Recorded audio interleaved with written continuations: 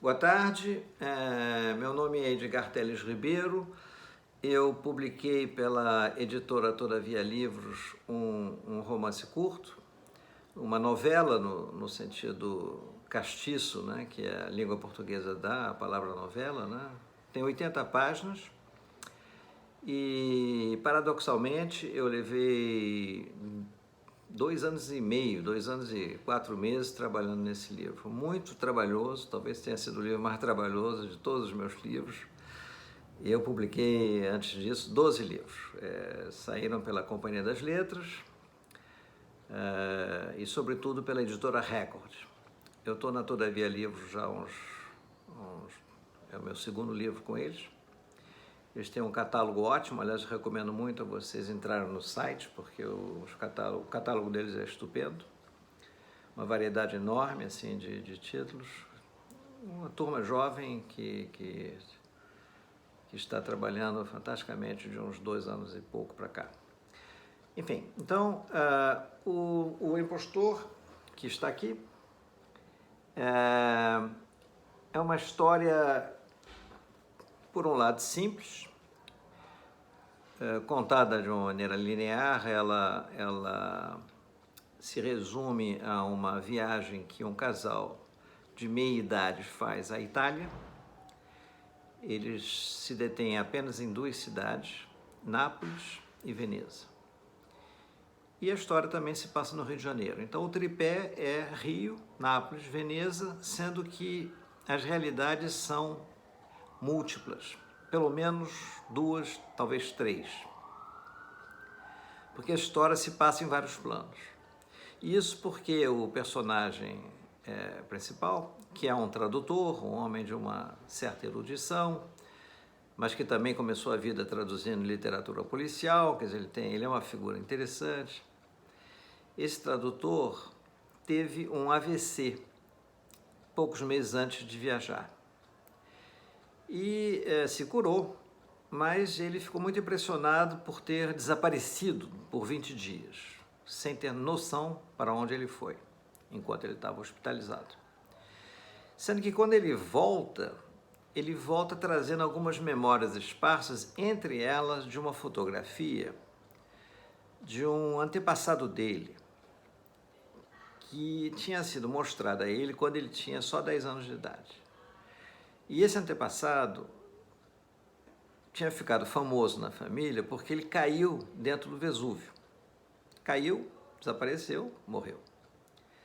Aliás, uma história verídica na nossa família. Eu tenho um tio bisavô, cuja fotografia eu vi aos 10 anos de idade, com aqueles bigodes caídos, uma fotografia de 1910, por aí, que caiu dentro do Vesúvio. E ao sair do seu AVC, ele resolve fazer uma viagem à Itália.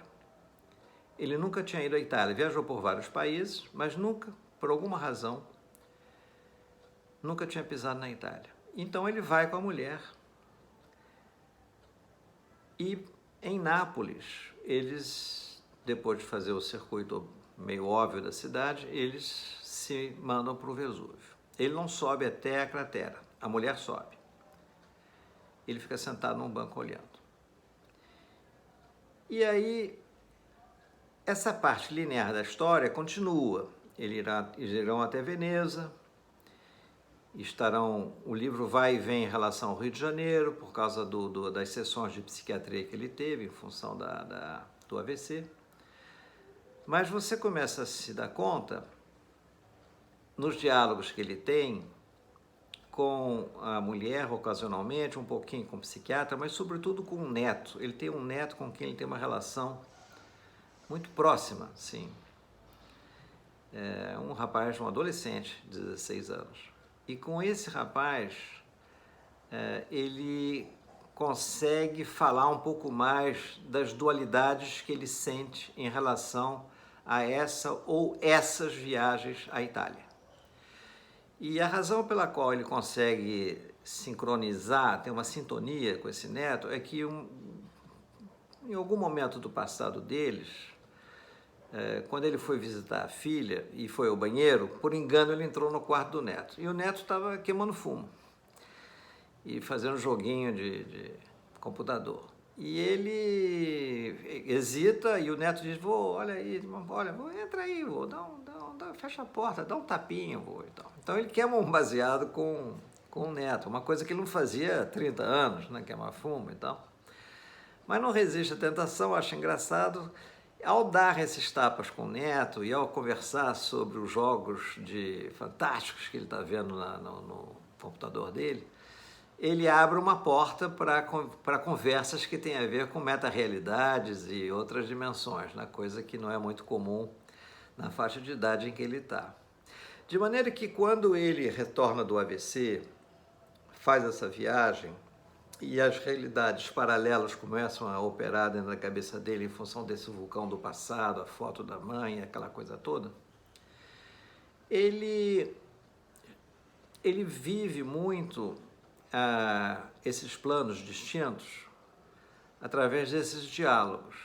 E o livro vai costurando essas conversas todas de uma maneira variada, eu diria que por vezes linear, mas às vezes, lendo com um pouco mais de atenção, dá para perceber as curvas elípticas que a narrativa vai dando, né?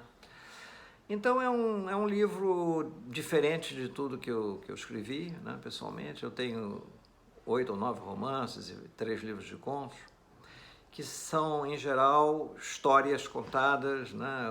Era uma vez, né? Um pouco assim, além de uma trilogia que eu escrevi sobre a ditadura militar brasileira, que essa é muito em cima de documentos, né? A recriação de uma certa fase que nós vivemos, né?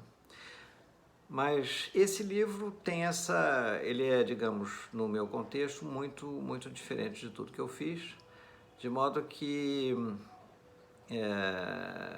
eu espero que vocês gostem, se tiverem acesso a ele, como eu gostei de escrevê-lo. Então, desejando a todos uma ótima tarde.